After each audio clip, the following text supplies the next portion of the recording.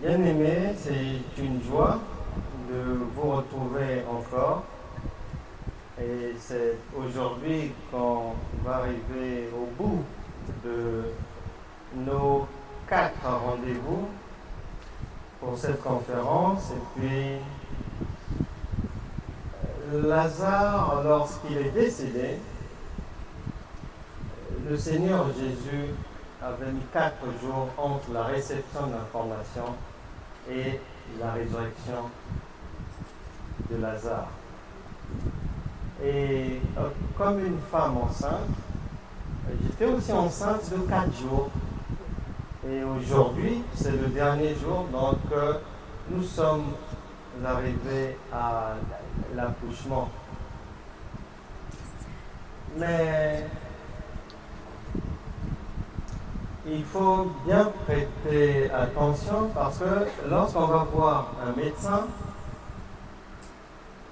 la manière dont on va écouter ce que le médecin va dire, les prescriptions, ce qu'il y a lieu de faire et de ne pas faire, va beaucoup jouer dans le processus de guérison. Donc, prête vraiment attention. Parce que bien souvent, dans le monde chrétien, on a pris l'habitude d'écouter mécaniquement. Ça rentre là, ça sort là. On est là physiquement, mais en esprit, on n'est pas là. On est dans un carré, on calcule ce que l'on va préparer dimanche. Des fois, on est ici physiquement à Pierrefonds, mais en esprit, on est à Saint-André, on est à Maurice, on est en voyage. Pensons que ce voyage apportera du fruit dans notre vie. Non. Non. C'est toujours comme à l'école. Lorsqu'on est en classe, dans une formation quelconque, peu importe le niveau, à au moins 60%, l'élève, en écoutant, va retenir l'essentiel, au moins à 60%. Et à la maison, il complète par des révisions, parce que être présent physiquement et en réalité absent, ça sera difficile qu'à la maison, qu'il puisse vraiment même comprendre ce qui a été dit. Donc, en règle générale, pour se donner plus de chance, la première écoute doit être la bonne. Amen. Et j'ai appris avec Dieu qu'il parle vraiment tantôt d'une manière, tantôt d'une autre, mais c'est l'homme qui n'y prend point garde. Un jour, j'étais en Afrique, au Congo-Brazzaville. Un matin, il était 7h et quelques du matin. On avait prévu aller évangéliser devant le plus grand hôpital de la capitale parce qu'il y a une grande gare routière, il y a beaucoup de passages, il y a du monde. Et donc, c'est un endroit stratégique pour évangéliser. Et pendant qu'on était en train de mettre les évangiles qu'on allait distribuer dans un sac, le Saint-Esprit m'a parlé. Et j'ai partagé à la personne, j'ai dit, Dieu vient de me parler. La personne me dit, il dit quoi? Je dis, il vient de me dire que, en fait, on se trompe souvent parce qu'on pense que lorsque la parole de Dieu dit que la parole sera envoyée jusqu'aux extrémités de la terre, on a dans notre conscience l'image qu'il y aura quelqu'un qui m'arrêtera dans la rue pour me parler de Dieu, ou bien je vais accompagner quelqu'un dans une église. Il faut me parle de Dieu face à face et tout. Et je disais à la personne, non, le Saint-Esprit vient de me dire, peu importe l'endroit, même une seule phrase que tu entends, dans le royaume des cieux, c'est noté que la parole est arrivée jusqu'à toi. Ah, la personne me dit, ah bon? Je lui dis, je te partage, je viens de recevoir cela. Qu'on doit être très attentif parce que la parole est envoyée de diverses manières. Il n'y a pas une manière unique, que ça soit dans une église seulement, que ça soit dans un groupe chrétien seulement. Non, non, non. Même par la télé, même les journaux, même les enfants, même ceci, cela. Dès que tu entends quelque chose, dans le royaume, c'est mentionné que la parole est arrivée jusqu'à toi. Maintenant, charge à toi de l'accepter ou de la refuser. Ah. Or, on dit les évangiles et on arrive devant cet hôpital. Lorsqu'on arrive, je monte parce que je voulais avoir une vue suffisante pour voir les gens venir et chaque personne, je donnais un évangile. Donc, je suis monté sur un petit mur comme ça et j'étais là et j'ai commencé à donner. Il y a plein de bus, il y a du monde, je donne. Ça faisait même pas 3 minutes que j'étais à cet endroit. J'ai senti une présence derrière moi. Je me retourne comme ça rapidement et je vois un monsieur que je ne connais pas, je ne l'ai jamais vu. Il est monté sur un mur qui surplombait le mien, plus élevé encore. Lui, en fait, il était passé parmi les premiers, il a pris son évangile et il est allé se mettre derrière, en haut.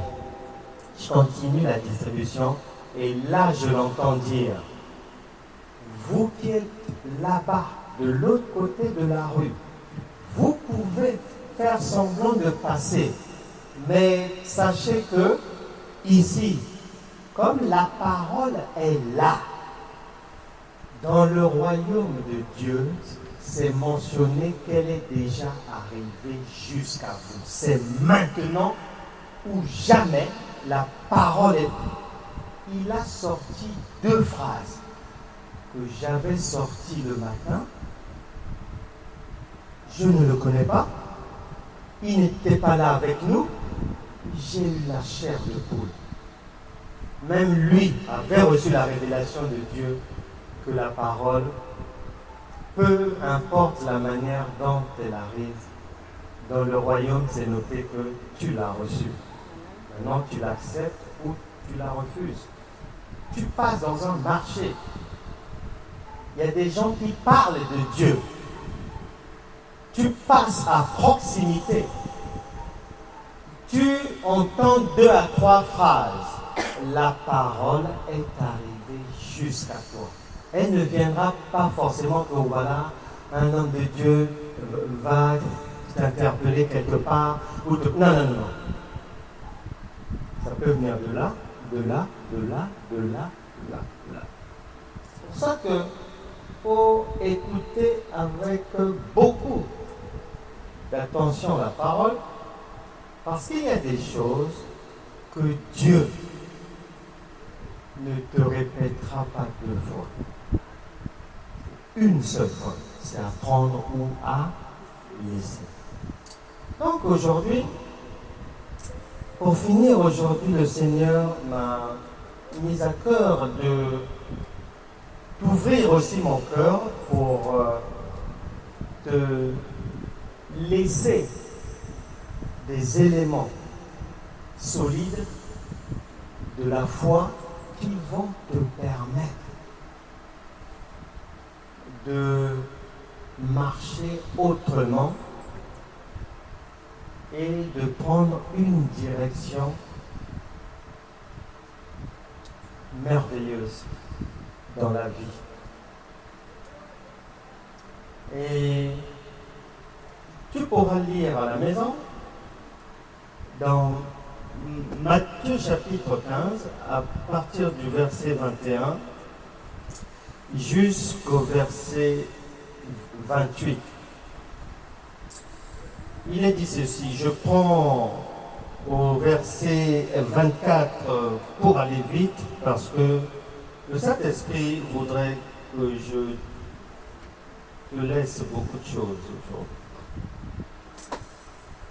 Une dame, une étrangère, intercepte le Seigneur Jésus, et là, elle fait une demande, sa fille est malade, gravement malade, et le Seigneur Jésus lui répond, verset 24, il répondit, « Je n'ai été envoyé qu'aux brebis perdues de la maison d'Israël. » Mais elle vint se prosterner devant lui, disant, « Seigneur, secours-moi. » Il répondit, « Il n'est pas bien de prendre le pain des enfants et de le jeter aux petits chiens. » « Oui, Seigneur, dit-elle, mais les petits chiens mangent les miettes qui tombent de la table de leur maître. » Alors Jésus lui dit, « Femme, ta foi est grande.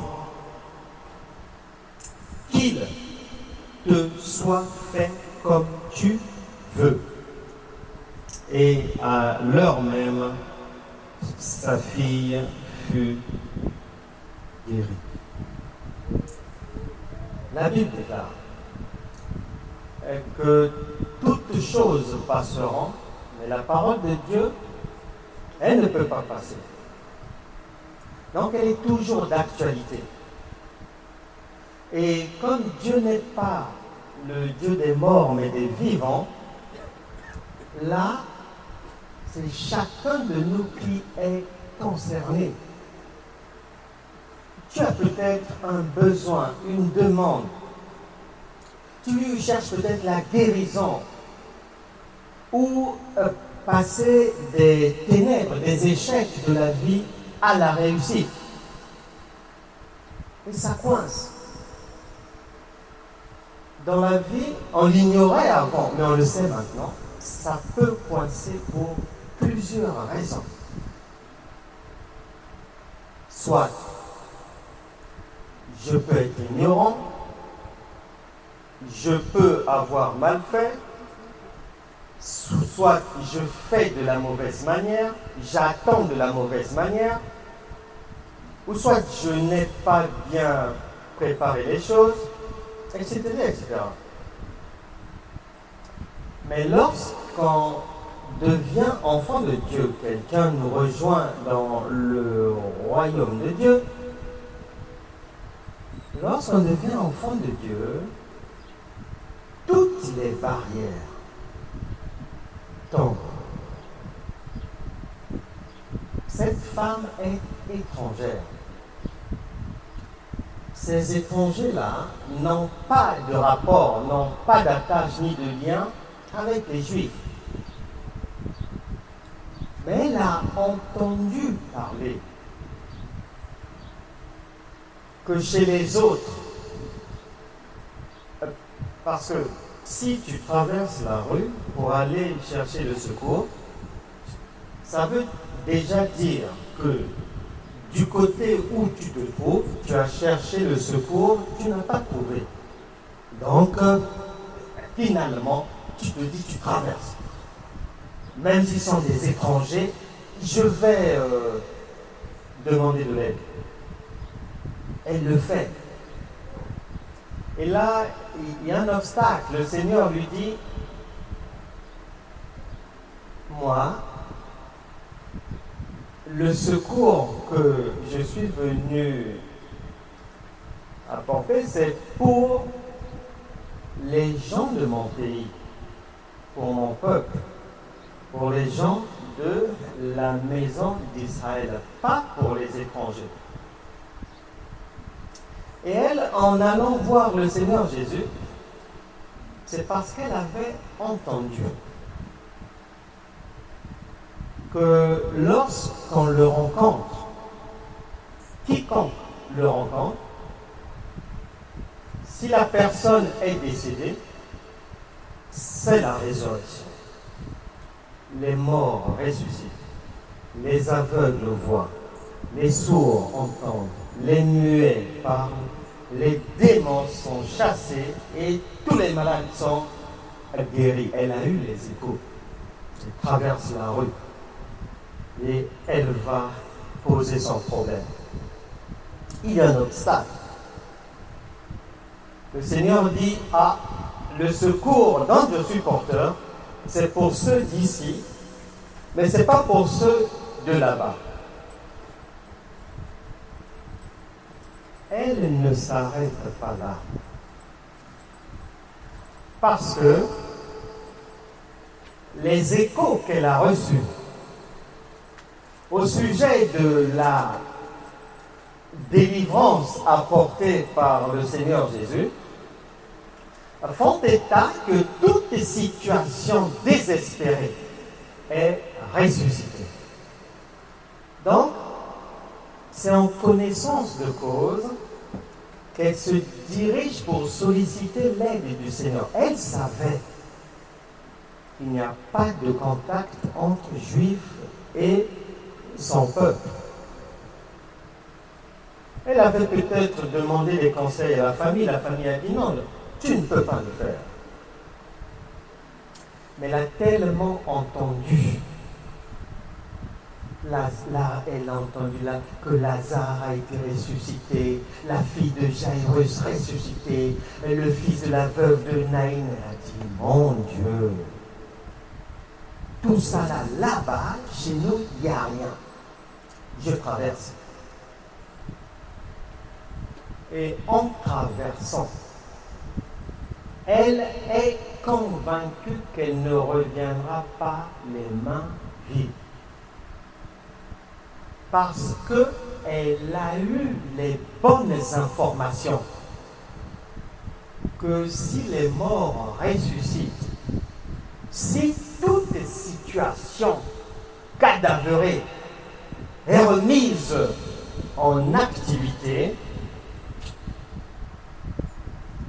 il n'y a plus d'obstacle. Avec quel état d'esprit marches-tu avec Dieu?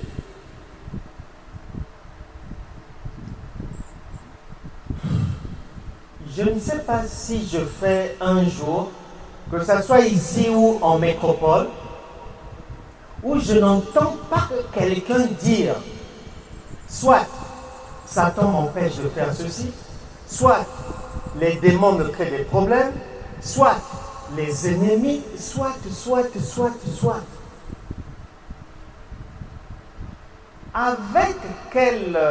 Dans quel état d'esprit tu marches avec Dieu? Est-ce que, avec la possibilité que si je fais ceci, bon, ça peut ou ne pas marcher. Est-ce que c'est comme ça que tu marches avec Dieu? Parce que si c'est ainsi, c'est une injure à Dieu.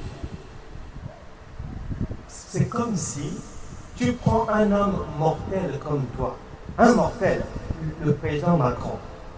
Maintenant, vous êtes ensemble, et tu as un problème, et que lui soit incapable de t'aider. C'est une folie. Lui maintenant, c'est un homme qui va finir dans une tombe comme quiconque ici. Nous sommes en train de parler du Dieu tout-puissant, créateur des cieux et de la terre, qui nous a prêté le souffle de vie. Nous sommes des locataires du souffle de vie. C'est prêté pour l'oxygène est prêté pour une durée donnée. À la fin, on le baille. On parle de lui, le propriétaire de tout. Et cette femme sait que si je traverse là, c'est bingo. Et le Seigneur Jésus lui dit, vous les étrangers, vous n'êtes pas dans ma feuille de route, dans mon programme. Vous n'y êtes pas. Et comme elle avait les bonnes informations, elle lui dit, pour avoir la résurrection, la guérison, la délivrance, tes bienfaits, c'est en mangeant ton corps. Toi-même, tu as dit que tu es le pain de vie. Jean chapitre 6, verset 35. Maintenant, lorsque les gens mangent ton pain, il y a des miettes qui vont tomber.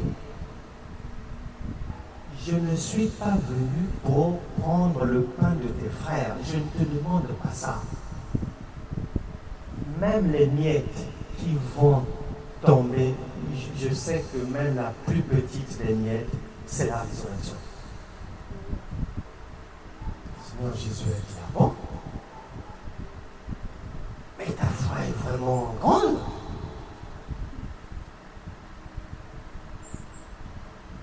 Si je suis enfant de Dieu et que dans mon logiciel de pensée,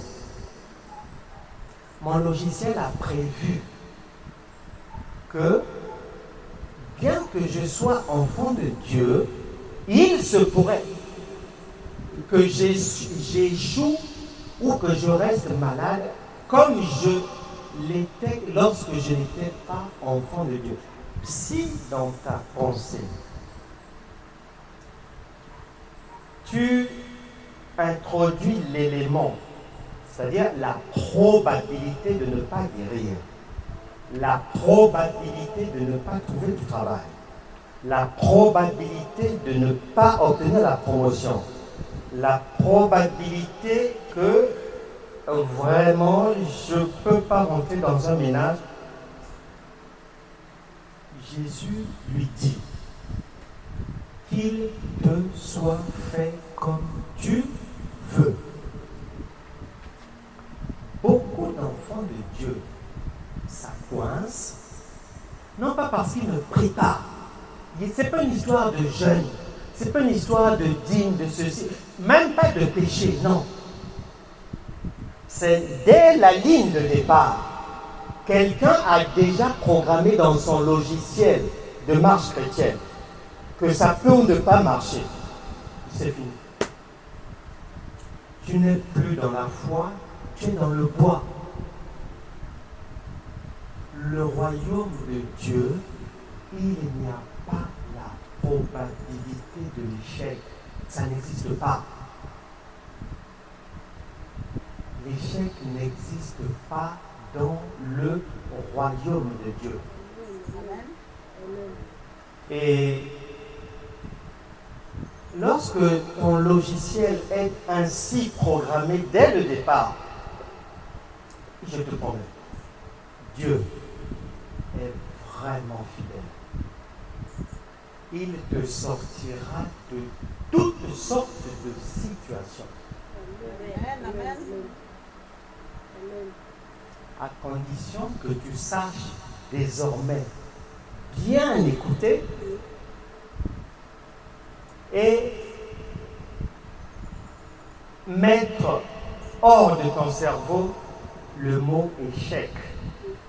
Dans notre royaume, le royaume de Dieu, ça n'existe pas. On ne pense pas à ça. On ne pense pas à ça. Ce n'est pas dans notre vocabulaire. Ça n'existe pas. Quand je te parle d'écoute, crois-moi, Dieu m'a beaucoup aidé parce que en grandissant comme ça dans ma vie, j'ai développé une écoute sophistiquée. J'écoute attentivement, même dans le bruit, j'écoute. Et ça, c'est-à-dire, cette capacité m'a permis de résoudre beaucoup de situations compliquées dans ma vie. Un jour, c'était en 2004-2005, comme ça. J'ai entendu ça une seule fois. C'est pour ça que c'est regrettable chez les enfants de Dieu. Il y a une écoute vraiment frivole, quoi. On écoute comme si on écoute. Non, il faut écouter. C'est la vie qui se joue. J'ai entendu 2004, 2005, j'ai entendu ça une seule fois.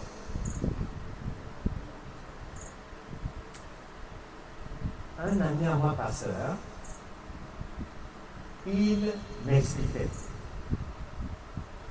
qu'un jour, il est parti faire une conférence à Bruxelles.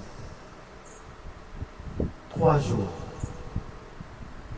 L'un de ces jours-là, lorsqu'il recevait les gens, un monsieur s'est présenté, mais il s'est arrêté à 5 mètres. Et il lui dit, mes frères, viens. Il dit, non, je ne peux pas arriver là où vous êtes. Ah bon? Et pourquoi? Il explique. Mon ami était étonné parce que le monsieur était bien en veste, cravate, ça présentait bien. Il dit, je ne peux pas approcher de là où vous êtes parce que depuis des années, je ne peux même pas travailler. Un jour dans ma vie, du jour au lendemain, une odeur nauséabonde a commencé à se dégager de moi. Je peux finir tout un parfum. Je peux prendre pendant des heures douche, jacuzzi. Mon ami me dira, pendant qu'il l'écoutait, lui est venu dans la tête un souvenir qu'il avait entendu. En Afrique, on avait fait la délivrance d'un monsieur qui dégageait une odeur nauséabonde et lui, il avait entendu. Le monsieur qui priait pour la personne chasser l'esprit de l'escargot pourri. Immédiatement, il a dit au frère, viens, viens. Le frère est venu, il m'a dit, j'ai prié pour lui, même pas 3 minutes. Dans la suite de la conférence, le lendemain, le frère est venu me remercier d'une manière incroyable. Il a dit plus d'odeur, rien. Il me l'a partagé une seule fois. Et comme j'ai appris à écouter et à conserver parce que j'avais appris que ce n'est pas pour rien que Dieu te permet d'entendre certaines choses. Et j'avais appris par expérience que tu peux écouter quelque chose en 1998, ce que tu avais écouté viendra t'aider si tu n'as pas oublié en 2015. Les années passent.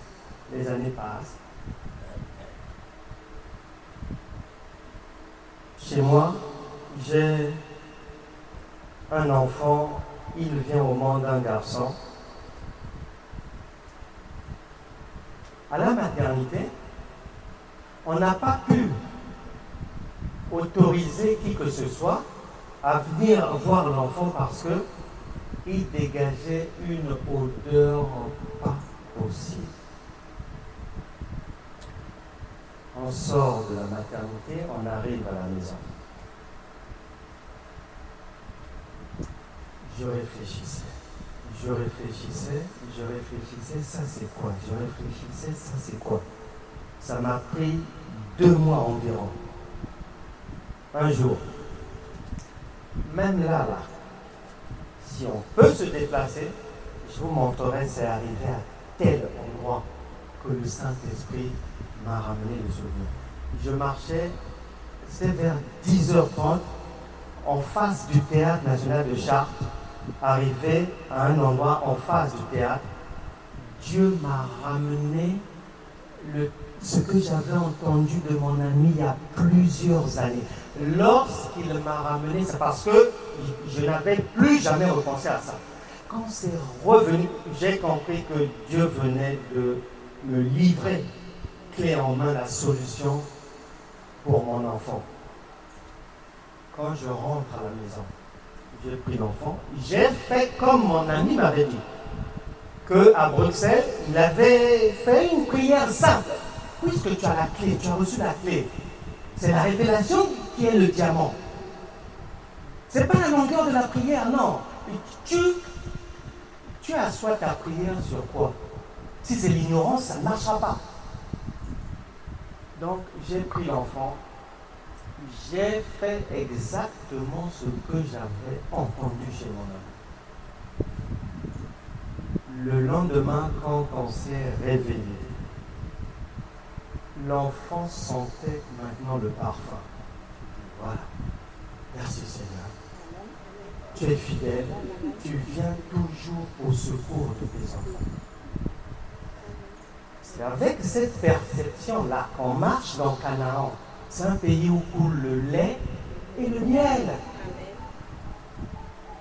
Mais tu n'as pas le droit d'oublier ça. Ou de croire que bon, Dieu est peut-être en vacances à Maurice, il nous a oubliés. Mais non! Mais non! Peu importe la situation, qu'elle soit administrative, qu'elle soit, tiens ferme, avance, n'introduis pas l'éventualité de rester malade, d'échouer ou de ceci, cela. La Bible déclare, Éphésiens chapitre 4, verset 27, ne donnez pas accès au diable. Quand tu dis ça, c'est pas que tu vas ouvrir la porte physique de chez toi. Ah, diable, entre. Non, c'est pas ça. On donne accès au diable par la pensée. Par la pensée. Soit j'accepte les idées défaitistes qu'il me propose, ou je les rejette. Et je n'y crois pas. C'est comme ça, c'est à prendre ou à laisser. Un enfant de Dieu marche dans la victoire. Peu importe le problème.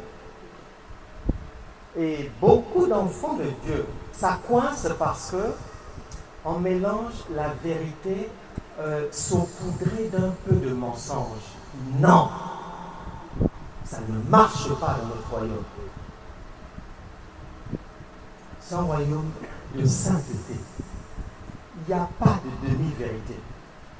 Il n'y a pas un pas dehors, un pas dedans. Non, il n'y a pas de double langage. Il n'y a pas d'hypocrisie, les hypocrites. Non. Les gens qui marchent mal, non, on marche dans la droiture, dans Canaan. J'ai un ami personnel. Je sais que beaucoup d'enfants de Dieu ne marchent pas droitement devant le Seigneur. Ils ont beaucoup de mélange. Et moi, je n'arrive pas à comprendre que quelqu'un puisse croire qu'on peut marcher avec Dieu avec des vêtements dégueulasses. L'un des criminels dans Luc chapitre 24, à partir du verset 39 et suivant, avec Jésus sur la croix, l'un des criminels a dit à l'autre, qui injuriait le Seigneur, ne crains-tu pas Dieu? Beaucoup d'enfants de Dieu n'ont pas la crainte de Dieu. J'ai un ami personnel. Il était venu d'Afrique en métropole dans les années début années 90.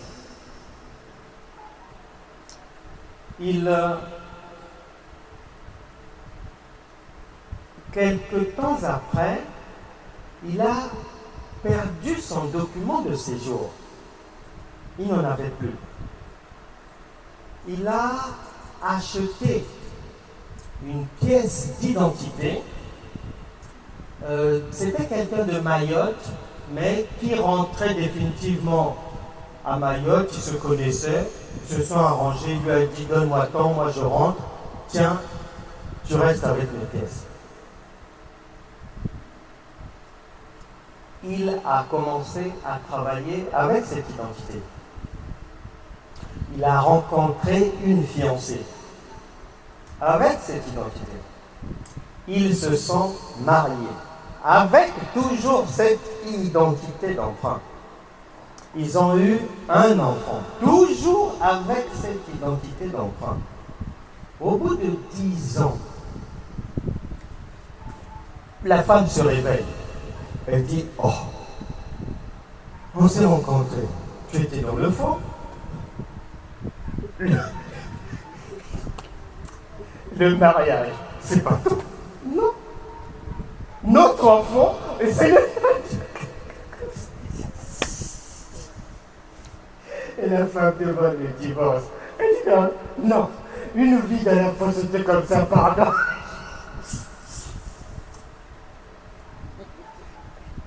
Il essaie de la retenir. Ah, une femme quand c'est comme ça, quoi, elle est partie, elle est partie. Et il y a le divorce. Il se retrouve seul. 1 an, 2 ans, 3 ans. Un enfant de Dieu impeccable. Il ne fait pas des choses comme ça. Impeccable.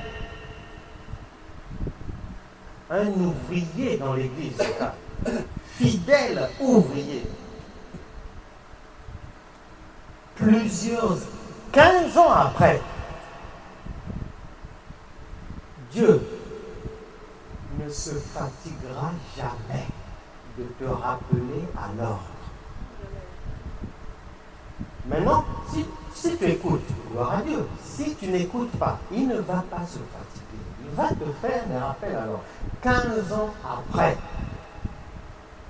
il marchait sur un trottoir dans Paris. Il entend Proverbe chapitre 28, verset 13. Proverbe chapitre 28, verset 13.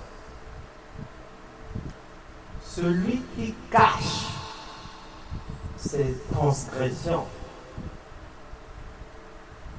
il ne peut pas obtenir quelque chose de Dieu. Mais celui qui les avoue et les délaisse obtient la miséricorde. C'est-à-dire, ne reste pas sur les mots. Non, obtient de Dieu ce qu'il veut. Voilà, ça veut dire ça. Pour aller au plus simple, c'est ça. Il réfléchit sur cette parole-là. Et il est convaincu que Dieu ne l'a pas donné pour rien. Donc il cherche dans sa vie. La Bible déclare en 2 Corinthiens chapitre 13, verset 5, examinez-vous vous-même pour savoir si vous êtes encore dans la foi, parce que la plupart sont en réalité dans le bois, dans les égouts, dans les caniveaux là-bas. Il vient, en fouillant dans sa vie, il vient comprendre que c'est cette histoire de document d'emprunt, certainement, que le Seigneur lui parle de ça. Ah, j'ai félicité mon ami. Il est resté 2 mois à parler à Dieu. Tout en allant au travail, tout en faisant ses activités, il parlait à Dieu. Seigneur, ah, comment vais-je faire pour sortir de là? Mais comment? Comment? Diplôme, faux nom. Boulot, faux nom. Fiche de paie, faux nom. Le bail du loyer, faux nom. L'enfant, acte de naissance, faux nom. Ancien mariage, faux nom. Divorce aussi, faux nom. Mais bien sûr, tout faux. Et je dis, mais Seigneur, ça c'est toute une vie. Mais comment rattraper ça? Comment? Si Dieu te dit aujourd'hui, tu lui question. Ah Seigneur, est-ce que c'est la bonne fiancée? Parle-moi Seigneur, j'hésite. S'il te dit aujourd'hui que c'est la bonne fiancée, même 1000 ans après, si tu reposes la même question, ça sera la même réponse. Parce que Dieu ne peut ni se contredire, ni se tromper. Mais dans les choses bizarroïdes dans notre galaxie chrétienne, souvent, pour les fiançailles, on a demandé à Dieu, tu entends, oui, le Seigneur m'a confirmé, c'est elle et tout, oui, c'est ma fiancée, c'est cela. Au moment de s'engager pour le mariage, on prie encore. À un moment donné, finalement, le frère dit non, mais le Seigneur m'a dit, pour le mariage, c'est pas elle. Non. Non, il faut arrêter ça. Si c'est la bonne fiancée, c'est l'épouse. Point barre. Dieu n'a pas de aller gaspiller les vies des gens, leur faire de la prostitution, aller avec Jules, après Robert, après Martial. Non, non, Dieu ne fait pas ça. Mon ami réfléchit. Comment, par quel chemin, par où commencer pour revenir dans le droit chemin de la légalité? La peur l'a poussé d'abord à aller consulter des associations d'aide et tout. Il est allé à la CIMAD, il est allé là-bas, il est allé là-bas, il est allé là-bas. Il a consulté 3 avocats. Tout le monde lui a dit, il m'avait fait rire, m'a dit, le dernier avocat lui a dit, écoute, tu as déjà tenu plus de 15 ans. C'est rien, continue. Même à la CIMAD, on lui a dit non, ça c'est rien. Tu n'es pas le seul en France comme ça. Il y en a beaucoup. Continue l'essentiel. Tu es vivant, tu as un boulot, tu as un toit, tu n'es pas à la rue. Quand c'est comme ça, Dieu te donne des insomnies maintenant. Hein? Ah, tu ne dors pas, hein? Donc ça gambergeait, ça gambergeait, ça gambergeait. Il consulte les amis. Ah, les gens lui ont dit non, non, non, non. Reste seulement dans le bois. Si tu tentes de sortir du bois au niveau de l'administration, tu es bon.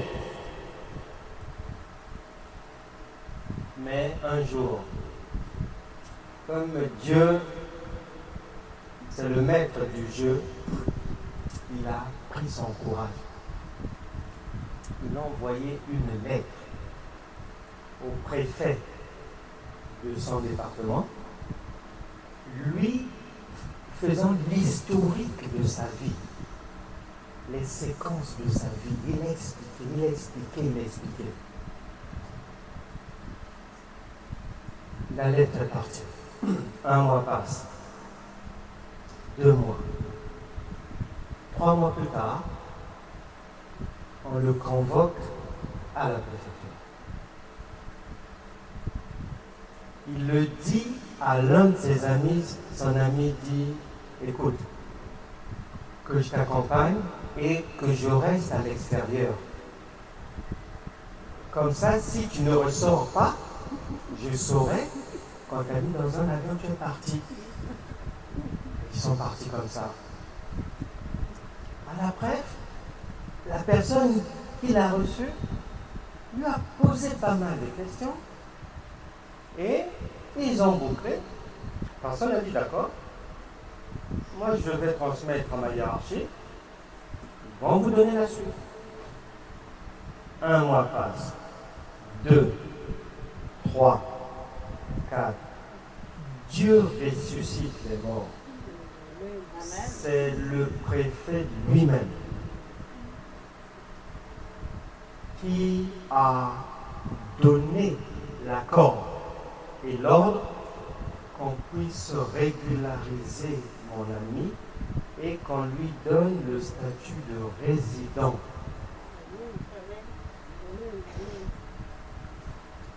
Qu'est-ce que Dieu ne peut pas faire? Puisqu'il est dit que Dieu ressuscite les morts, ne t'arrête pas aux morts physiques, non, toutes sortes de situations dites désespérées. C'est réglé. Et c'est avec cette posture-là que chacun doit marcher avec Dieu. La Bible déclare, Ésaïe chapitre 49, verset 15, une femme abandonne-t-elle son enfant? Tout le monde a la réponse.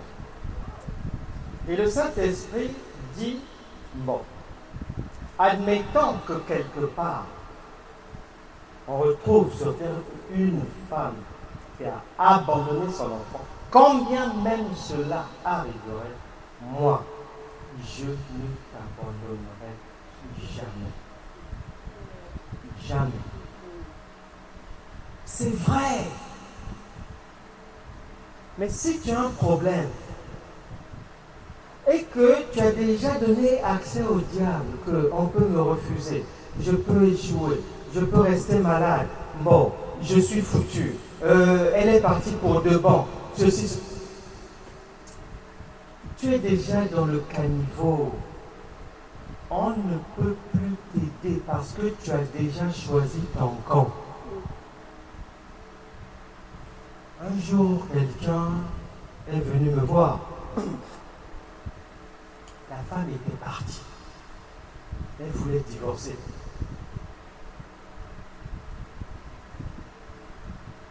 J'ai dit d'accord. Il m'a expliqué. J'ai dit ok, d'accord. Bien. On a pris la Bible. Et je lui ai fait lire Genèse chapitre 2, verset 24. L'homme quittera son frère et sa mère, s'attachera à sa femme, et les deux deviendront une même chair. Et je lui demande, est-ce que tu comprends ce que cela veut dire? Un chrétien, un ouvrier du Seigneur, il ne savait pas. En fait, dans la pensée de Dieu, c'est-à-dire la résonance que ça a. Parce que les gens souvent s'arrêtent sur une compréhension des mots donnés par l'Académie française, le Larousse. Or, depuis l'éternité, Dieu était déjà là. Il parlait, mais pas en français. Dieu n'est ni anglais, ni espagnol, ni belge, il ne connaît pas les langues. Lui-même l'a dit en Ésaïe 55, versets 8 à 9, que vos pensées ne sont pas mes pensées. Donc, Dieu a des pensées. J'ai dit à cette personne, cela veut dire ceci. Si vous êtes marié, vous êtes devenu une même personne. C'est-à-dire, dans elle, il y a toi, dans toi, il y a elle. Maintenant, l'équation devient simple à résoudre. On va parler ce que les gens appellent prière. On a juste à parler pour appeler le retour dans la maison de ta partie à toi qui se trouve chez elle. Parce que c'est la même personne. Et on a prié comme ça. Le jour où sa femme est revenue, le vendredi, quand il m'avait revu, J'étais comme un extraterrestre pour lui. Je lui ai dit non, c'est écrit. C'est disponible. Tu prends, tu te sers. C'est le royaume de Dieu. Il n'y a pas de blocage. Il n'y a pas de souci. Cela, non. Tout est disponible. Ne te limite pas. Même si les autres ont échoué, toi, tu n'échoueras pas. Ne t'occupe pas de ceux qui ont échoué. Ne t'occupe pas de ce qu'on dit là-bas. Ne t'occupe pas, tu avances. La réussite avec le Saint-Esprit va beaucoup dépendre, non pas du jeûne, non pas des prières, non. Avant d'arriver là-bas, il faut que la confiance soit... Pas de déchets là. Ah non, ça peut marcher, ou ça peut pas... Non. La conscience est bien dépolluée là. Une pleine confiance. Ne peut pas échouer. Parce que Dieu ne peut pas t'abandonner. C'est pas vrai.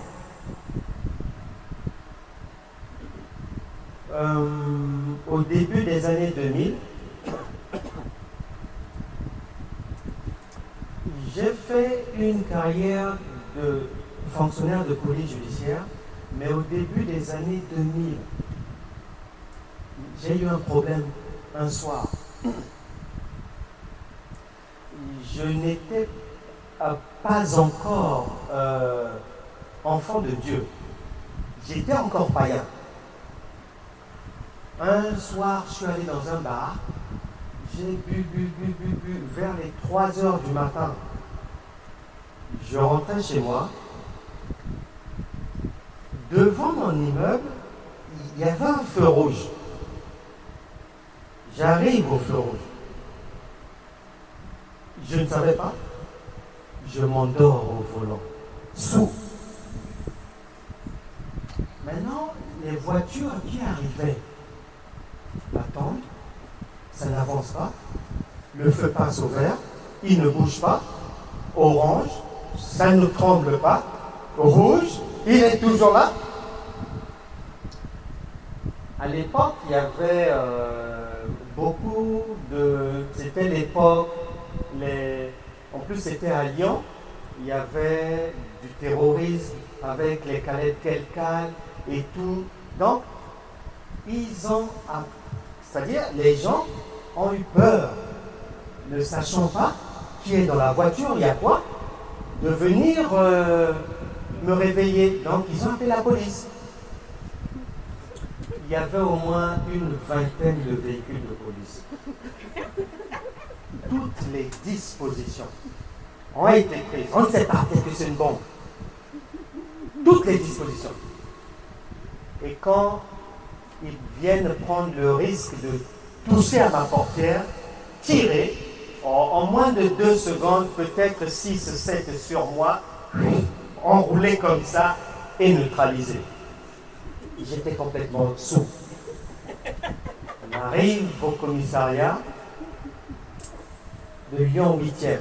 Non, on est d'abord allé à l'hôpital Grange-Blanche, prise de sang au commissariat, les résultats au-dessus du seuil autorisé.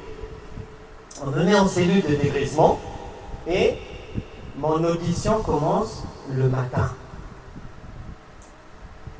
Mon audition commence vers 11h. On m'avait pris vers les 3h, 4h. Ça commence à 11h. Quand l'audition commence, ils sont étonnés de découvrir en fait, mais c'est leurs collègues en face d'eux.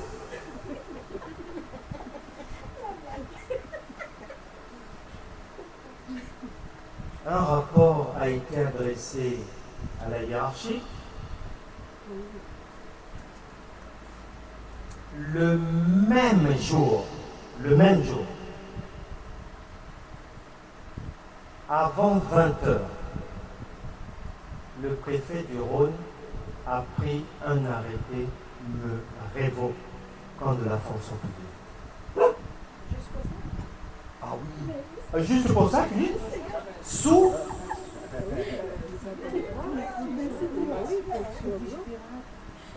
Et c'était fichier pirate, accentué. Un agent des forces de l'ordre de surcroît. Le même jour, on m'a révoqué. Je me retrouve à l'époque, c'était le RMI. Au RMI.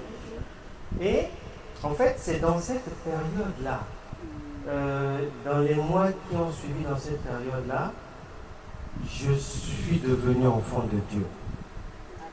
Quand je suis devenu enfant de Dieu, j'avais un ami, Jean-Claude, lui aussi chrétien, un aîné dans la foi. Donc il m'encadrait, il le conseillait et tout.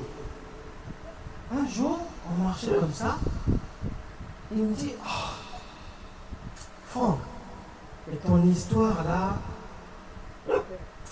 est-ce que tu sais que au-dessus du préfet, il y a des supérieurs? Et il me dit, écoute, non, ne laisse pas ça comme ça. Ce qu'on va faire, tu vas faire un recours. Franchement, je ne pensais même pas à ça. J'avais tourné la page avec la police. J'avais d'autres projets en tête. Dans la compta, l'NPE m'avait trouvé une formation en comptabilité. Donc j'étais déjà passé à autre chose. Et lui ne savait pas.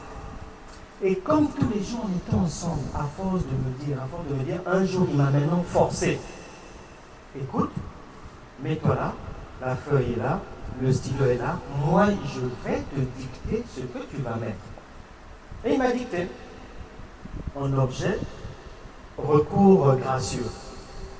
Et il me dit, tu envoies ça au ministre de l'Intérieur. Moi, je le suis, je mets. C'était M. Daniel Vaillant. Il était ministre de l'Intérieur à ce moment-là. J'envoie le courrier. Et comme, c'est-à-dire, c'était à l'opposé de mes projets, il m'avait dit d'aller envoyer ça en courrier recommandé. J'ai balancé ça comme ça à la poste, en timbre simple comme ça, j'ai envoyé. Et on a oublié ça. On a oublié. Les mois sont passés. Le gouvernement avait changé. Et tout. Un jour, pendant que je faisais ma formation de comptabilité, ma mère m'appelle. Elle me dit, le facteur est venu, il a dit qu'il a quelque chose pour toi, mais il doit te remettre ça en main propre. Je dis à ma mère, ouais, durant les vacances, c'est bien. De là, j'arrive. Et j'arrive, je reçois le courrier. J'ouvre le courrier. C'était peut-être 8 mois après, au moins 8 mois après. J'ouvre le courrier. C'était écrit et signé de la main du directeur général de la police nationale française à l'époque qui s'appelait Michel Gaudin. Et il dit ceci, monsieur, j'ai reçu instruction du ministre de l'Intérieur, monsieur Nicolas Sarkozy, de vous réincorporer dans les plus brefs délais dans les effectifs de la police nationale. Et le courrier a précisé que je devais me présenter à la CRS 45 à Chassieux, Lyon, et c'est comme ça que je suis revenu dans la police.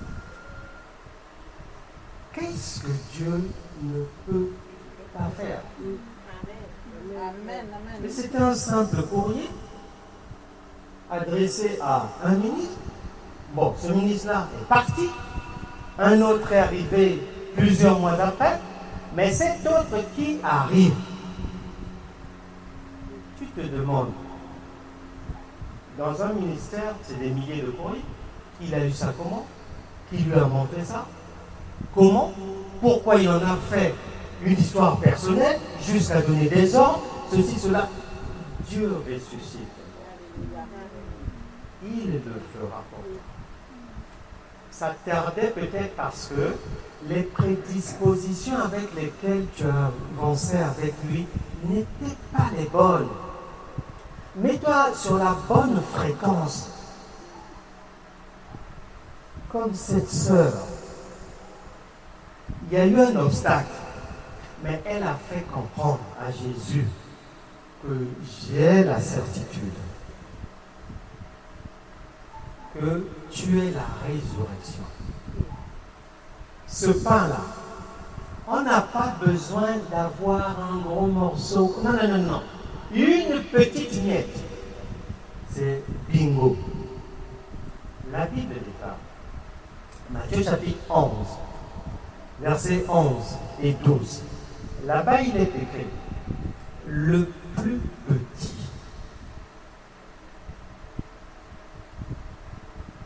Il est dit d'abord que Jean-Baptiste est le plus grand de tous ceux qui sont nés d'une femme. Et on précise que cependant, dans le royaume de Dieu, le plus petit des plus petits, des plus petits, des plus petits, est supérieur à Jean-Baptiste. Ce qui est petit dans le monde, dans Canaan, c'est suffisant. C'est suffisant. Il n'y a pas besoin de compliquer de ceci, cela. Dieu ressuscite les morts. Quelle est la chose qui te donne des assommes? Il y a des gens ici qui ne dorment pas. La nuit est faite pour dormir, mais les gens n'ont pas le sommeil. Combien même on est enfant de Dieu, il faut dormir. La nuit est faite pour le repos. Tu dois avoir ce repos-là aujourd'hui. Il y a des gens, les projets n'aboutissent pas. Un éternel recommencement. Il y a des gens, ils dorment, le lendemain ils se réveillent. Un coiffeur nocturne a enlevé, tout est parti. Oh, tout est parti. Il y a des gens comme ça qui sont coiffés de nuit, pas de jour. D'autres se réveillent, les jambes ont enflé. Hier, elle était bien, et le matin, la jambe est enflée et tout. Ça doit s'arrêter aujourd'hui.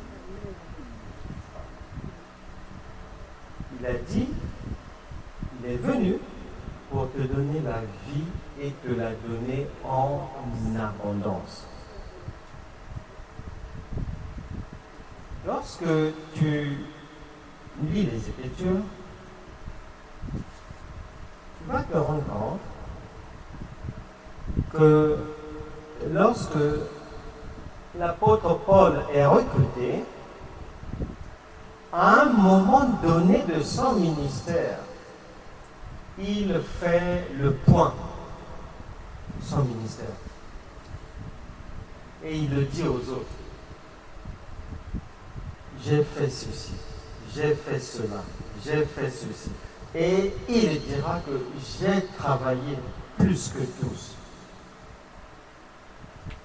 par la grâce de Dieu. Avant, il était dans la loi et il a fait état de ce qu'il a produit une fois ayant reçu le Saint-Esprit. Parce il y aura toujours une différence entre avant et après. Tu peux me poser la question.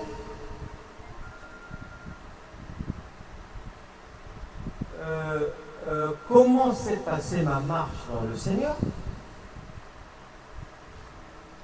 En tout cas, c'est sans difficulté aucune. Je partirai du 18 novembre 2002 jusqu'aujourd'hui. Je vais te parler des avant de ma vie, avant la conversion, et des après. J'ai vu Dieu faire, refaire encore. Et on a évolué comme ça. C'était d'abord des petites choses. Une confiance petite qui a grandi au fur et à mesure de la marche. Mais cette croissance va correspondre aussi à des difficultés de plus en plus grandes. Ce n'est pas le diable, c'est pas Satan, c'est le cursus, c'est la trajectoire pour aller vers l'accomplissement de la vie, de la destinée. Ce sont des examens. La Bible déclare que c'est l'Éternel lui-même qui avait endurci le cœur de Pharaon pour qu'il le maltraite de plus belle. Les enfants d'Israël. Il n'y a rien de nouveau sous le soleil, c'est pareil. C'est le même principe. C'est le même principe. Enlève la peur. Nous ne dépendons pas du diable. Lui comme nous sommes tous des créatures de Dieu. Lui, il déconne, tant pis pour lui. Nous avons fait le choix de rester avec le Père. Il ne peut pas nous empêcher de faire quoi que ce soit. La Bible est là. Le livre de Job. Dieu faisait une réunion avec ses enfants. Satan passait sur l'avenue là-bas. On siffle. Oui, viens voir. Tu sors d'où? Non, j'étais en balade là-bas et tout. Mais mets-toi là un peu. Mais dis-nous ce que tu as fait là-bas. Tu as vu Job là-bas? Oui, j'ai vu. Il a fait son rapport lui aussi et tout.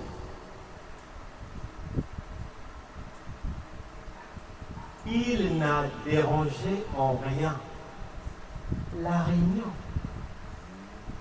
du royaume. Et la Bible déclare que c'est volontairement, selon le dessein qu'il avait déjà prévu, que Jésus-Christ va recruter une équipe de 12 disciples et il va veiller à recruter, dans ce recrutement, à prendre un ennemi, un représentant du diable. Mais ce représentant du diable n'a rien empêché. Le dessein de Dieu s'est accompli. L'évangile est arrivé jusqu'à nous. C'est pour te faire comprendre que Judas soit là, que le diable soit derrière un mur ou dans une tente là-bas. Ne t'occupe pas de ça. Il ne pourra pas t'empêcher de faire ce que tu projettes avec l'assistance de Dieu. Apocalypse 22, verset 11. Là-bas, il est dit que chacun est dans son couloir. Celui qui déconne, qui se souille, qui continue à se souiller. Celui qui reste propre, qui continue à être propre. Chacun est dans son couloir. Ne t'imagine même pas un jour, si tu penses que les sorciers sont à tes trousses ou que les ennemis sont là, ne t'imagine pas un jour même si tu jeûnes pendant 1000 ans, que Dieu les enlèvera. Non. Pourquoi? Parce qu'en réalité, ils ne peuvent pas t'empêcher de parvenir, d'aller là où tu dois aller. C'est pour ça qu'ils sont laissés là, à faire du n'importe quoi. Joseph, Dieu prophétise. Mais regarde la trajectoire de la vie de Joseph. Si c'était aujourd'hui, les gens diraient que c'est un criminel tout fait. Mais ça n'a pas empêché ce que Dieu avait prévu avec lui de voir le jour. Et il n'y a rien de nouveau sous le soleil. Donc, le Saint-Esprit voudrait que chacun réajuste les choses dans sa caboche. Un réajustement. Il faut se mettre sur la même longueur d'onde que Dieu, que le Saint-Esprit. Dieu n'a pas d'ennemi. Retiens bien ça. Dieu n'a pas d'ennemi. Dieu ne voit pas le diable. Dieu ne connaît pas l'échec. Dieu a une sagesse infiniment variée. Ça veut dire que peu importe la situation, il a toujours une solution. Et il te la donnera. Il te la donnera si tu ajustes bien tes pensées. La parole de Dieu déclare en Philippiens chapitre 4, verset 8, que dans vos têtes, qu'il n'y ait que de bonnes pensées et des choses positives. Mais dans la réalité, on m'attaque. Dieu m'a montré en vision les adversaires de ma famille. Bon. Et beaucoup de gens ont un Dieu soi-disant qui ment. Un tel veut t'attaquer, un tel. Mais ce Dieu ne fait jamais rien pour mettre fin à leur situation. Juste montrer. Non. Il est alpha et oméga. S'il montre, il te sort. S'il montre, il te sort de là. Une maman, quand l'enfant vient lui dire, c'est quoi? À la récréation, un camarade m'a arraché le carton, ceci, cela.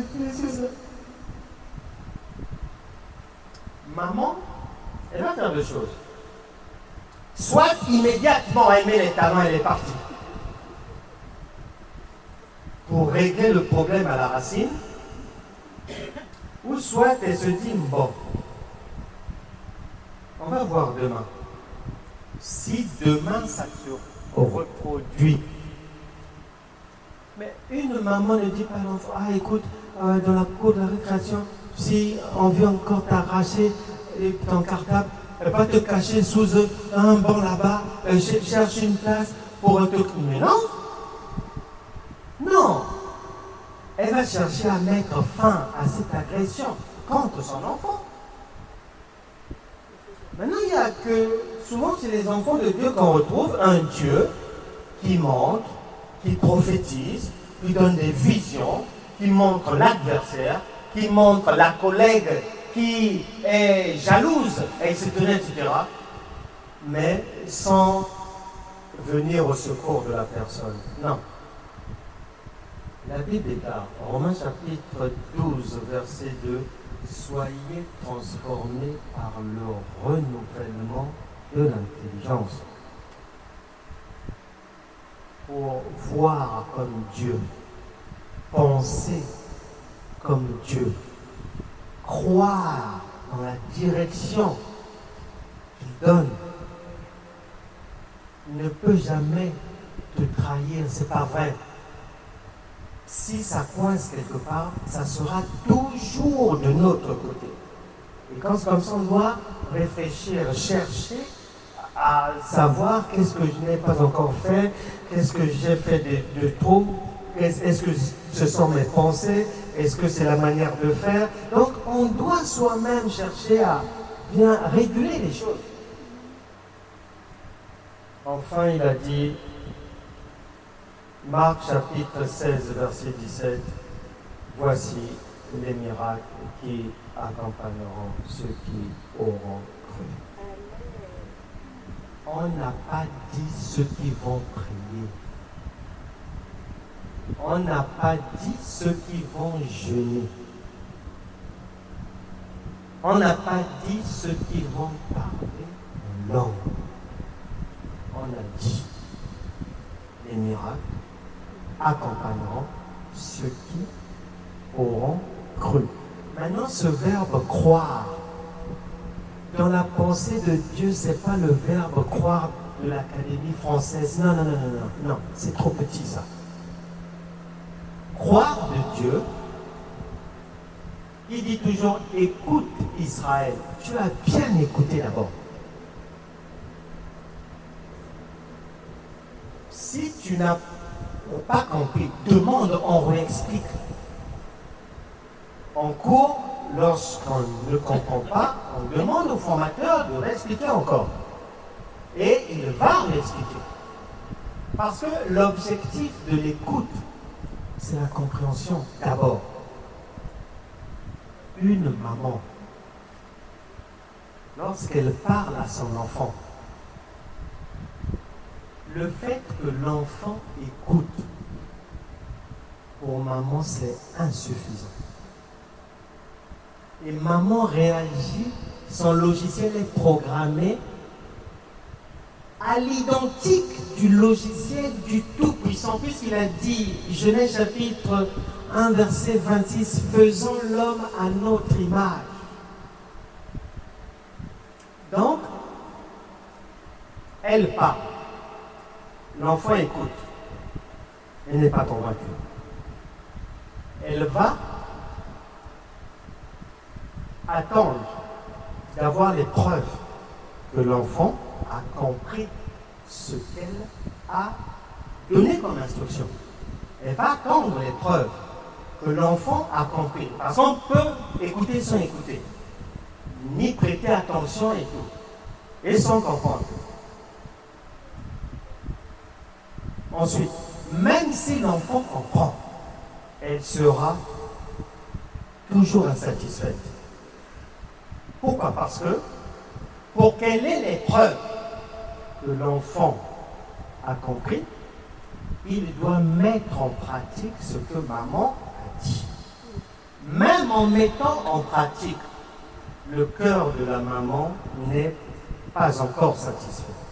Il sera satisfait lorsqu'il va ramener le bulletin de passage de la 6e, par exemple, à la 5e, là. Comme Jésus a dit, on reconnaîtra chacun à ses fruits. Comme il y a des fruits, donc cela veut dire que l'enfant avait bien compris les instructions de maman, qu'il faut bien travailler, il ne faut pas trop bavarder en classe, etc., etc. Donc, croire de Dieu, il y a l'écoute, il y a la compréhension, il y a la mise en pratique et il y a les résultats. Obligatoirement. Nous n'avons pas un Dieu de non-résultats. Oh non, bah, c'est pas grave, l'essentiel, mon âme est sauvée, même si je reste dans la maladie, je rends gloire à Dieu. Non. Non. Non, non, non. Voici les miracles qui accompagneront. C'est-à-dire qui accompagnent. On n'a pas dit qu'on va encore chercher, on va lutter, on va se battre, on va... Non, non, non. Les miracles vont accompagner. Et on en a vu. On a vu Dieu faire facile, trop facile.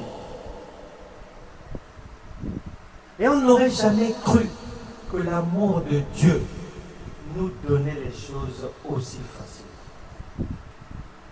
Nous venons de très loin. Mais nous avons quand même les marques du Seigneur dans nos vies pour attester que nous avons marché avec lui. Et tu peux décider aujourd'hui de suivre cette même voie dans ton pèlerinage terrestre dans le pays de Canaan. C'est l'opportunité que Dieu te donne aujourd'hui.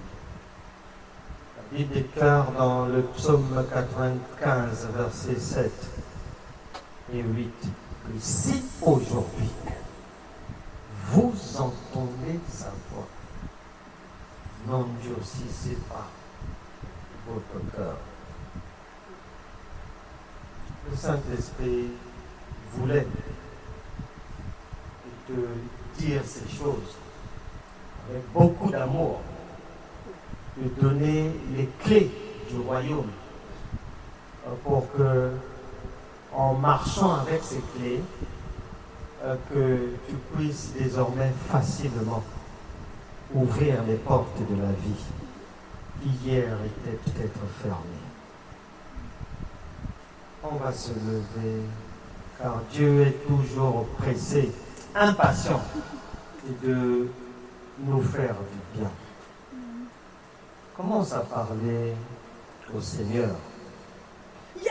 Et réponds-toi si tu l'avais accusé. Parce que Dieu n'est jamais en tort. Et Dieu n'est jamais en retard. Que chacun réexamine sa vie maintenant. Tu as peut-être accusé Dieu pour rien. Peut-être que dans ta vie,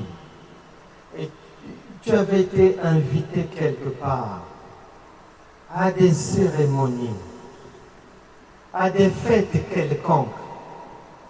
Et tu as peut-être mangé de la nourriture sacrifiée aux idoles. Tu as peut-être bu des boissons dédiées à des démons, à des idoles. Mais tu ne le savais pas. Beaucoup ont mangé, ont bu à droite, à gauche. Ils t'ont invité dans certaines coutumes, traditions.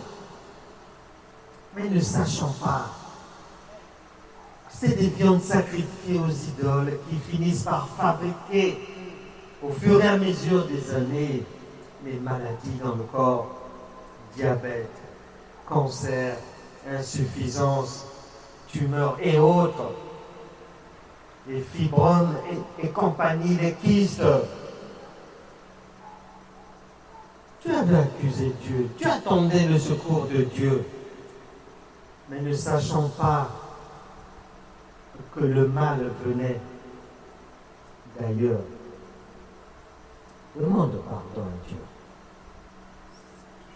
Seigneur, nous te demandons pardon. Parce que par ignorance, nous t'avons souvent accusé. Ou nous avons attendu de toi, mais dans une très mauvaise posture.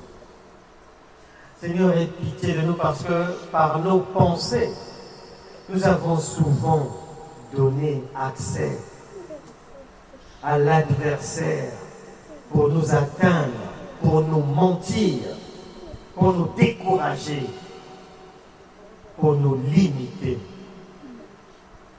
Seigneur, nous te disons merci parce que ta parole est parvenue jusqu'à nous. Merci Seigneur pour cette lumière. Nous te demandons sincèrement pardon. Et nous croyons maintenant, nous t'avons demandé pardon, que nous sommes véritablement devenus enfants de Dieu. Que chacun parle à Dieu pour lui dire les choses qu'il ne veut plus voir dans sa vie. Il est avec toi, il est au-dedans de toi. par le Saint-Esprit. Si tu ne l'avais pas encore rencontré, si tu n'avais pas encore ouvert ton cœur au Seigneur Jésus-Christ, le Dieu Tout-Puissant, le pain de vie, tu en as maintenant l'opportunité. Ouvre-lui ton cœur. Fais de lui directeur de ta vie. Et tu verras des choses nouvelles. La Bible déclare, Ésaïe chapitre 8, verset 23, les ténèbres ne régneront pas à toujours. C'est la fin des ténèbres aujourd'hui dans ta vie. Parle à Dieu. Maintenant que tu es enfant de Dieu, maintenant que tu es réconcilié avec le Tout-Puissant,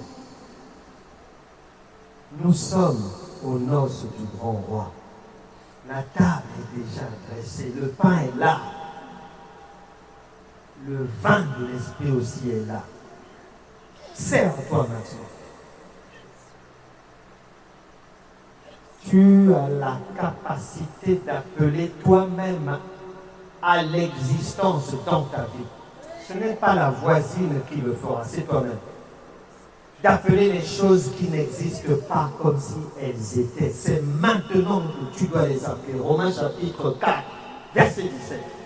Maintenant, appelle ces choses que tu veux voir dans ta vie. Seigneur, merci.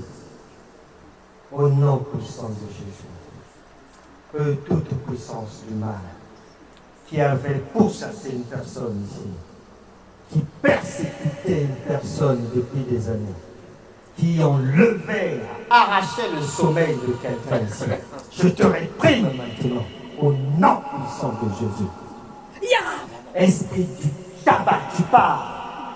Alcool, vous partez au nom puissant de Jésus.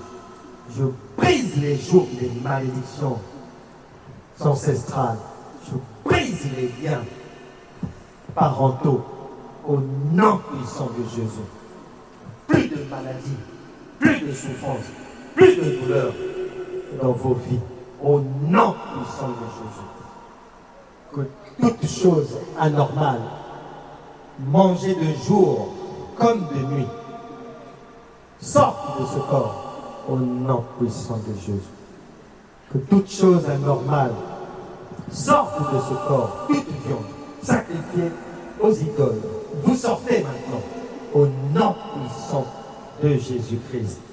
Vous sortez au nom de Jésus.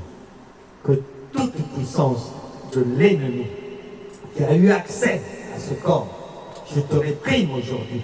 Tu sors de la ténèbres, vous partez, vous cédez la place à la lumière. Je brise les jours des maladies. Je brise les jours des limitations dans la vie. Au nom puissant de Jésus, je dis non à Satan, non aux démons, au nom de Jésus. Toute viande sacrifiée aux idoles, consommée dans les rêves, dans la réalité, vous sortez maintenant. Vous sortez au nom puissant de Jésus. Soyez vomis au nom de Jésus. Toute boisson impropre à la consommation, boisson spirituelle, boisson physique, bu n'importe où, vous sortez maintenant. Vous libérez ce corps. Reçois la lumière maintenant. Au nom puissant de Jésus. Toute nourriture, toute boisson, toute mauvaise chose qui fabrique des maladies, les kystes, les myomes, les fibromes, vous sortez maintenant au nom de Jésus. Toute présence anormale dans ce corps, vous partez. Que la lumière de Dieu inonde ton corps, ton cœur, ton âme et ton esprit. Au nom puissant de Jésus. Que toute présence de l'idolâtrie dans cette vie, dans ce corps, boisson, nourriture et autre chose, de nuit comme de jour, vous sortez, vous libérez ce corps. Il appartient au Seigneur. Tu reçois maintenant la lumière au nom puissant de Jésus. Toute nourriture, toute boisson, toute toute chose qui n'est pas de Dieu entrez dans ce corps de jour comme de nuit. Toute viande sacrifiée aux idoles. Vous partez au nom puissant de Jésus.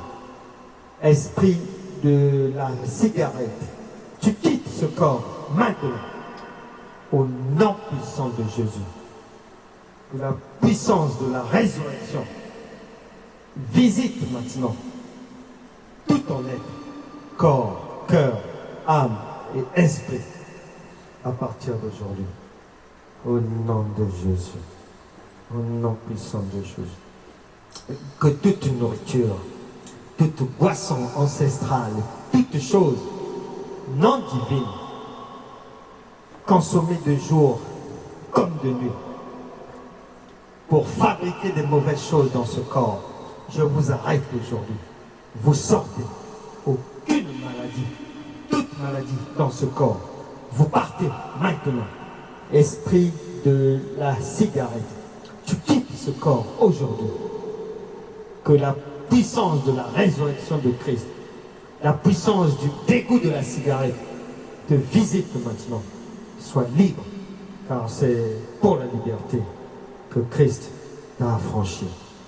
Au nom de Jésus. Que toute puissance diabolique, toute puissance du mal dans ce corps, tu libères ce corps maintenant. Toutes choses mauvaises, les boissons, les nourritures, les consommations étranges, spirituellement ou physiquement, vous partez au nom de Jésus. Que toute maladie dans ce corps sèche maintenant. Vous partez. Tout esprit persécuteur, tu la lâches maintenant. Reçois la lumière de Dieu. Au nom de Jésus. Au nom puissant de Jésus. Que toute puissance, toute boisson, toute nourriture anormale dans ce corps, toute viande mangée, toute boisson bue de jour, de nuit, des choses sacrifiées aux idoles, sortent de ce corps maintenant. Toute maladie, vous quittez ce corps maintenant, au nom de Jésus. Que toute difficulté incessante de la vie s'arrête aujourd'hui. Toute sécheresse financière et autres, vous vous arrêtez aujourd'hui. Que la vie divine, la vie abondante, la paix, la joie, le repos de Christ, la prospérité, soit désormais votre partage. Au nom de Jésus. Au nom puissant de Jésus. Au nom de Jésus. Que toute présence anormale dans ce corps, toute boisson, toute nourriture étouffée, sacrifiée aux idoles, consommée de jour ou de nuit, quitte maintenant ce corps. Vous partez avec tous vos bagages au nom de Jésus. Aucune maladie dans ce corps. Pas de cigarette, pas d'alcool. Au nom puissant de Jésus. Vous partez maintenant. Vous libérez la place. Aucune maladie. Que la puissance de la résurrection de Christ visite maintenant ce corps et il règne par la lumière de Dieu. Au nom puissant de Jésus. Au nom de Jésus. Au nom de Jésus. Que toute présence anormale dans ce corps, toute maladie, toute chose qui n'est pas de Dieu sorte de ce corps. Toute nourriture, les boissons, bu, mangées, la nuit, la journée, vous partez et que toute conséquence de ces consommations de jour ou de nuit s'arrête aujourd'hui. Que la vie divine soit la réalité désormais de ton existence. Au nom puissant de Jésus. Au nom de Jésus. Que la puissance de la résurrection de Christ anéantisse maintenant toute nourriture, toute boisson, bu, mangé dans des cérémonies, dans des fêtes quelconques, étranges, de jour comme de nuit. Que ces choses sortent de ce corps au nom de Jésus. Et que toute maladie qui ont été fabriquées par ces consommations, je vous arrête aujourd'hui. Vous partez. Au nom puissant de Jésus.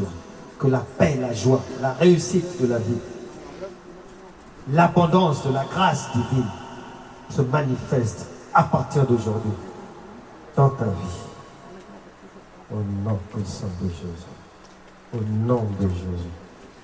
Saint-Esprit, fais-lui du bien maintenant. Que les blessures de la vie soient cicatrisées maintenant. Que ce cœur brisé soit désormais cicatrisé. Je chasse la tristesse, le découragement, les maladies de ce corps.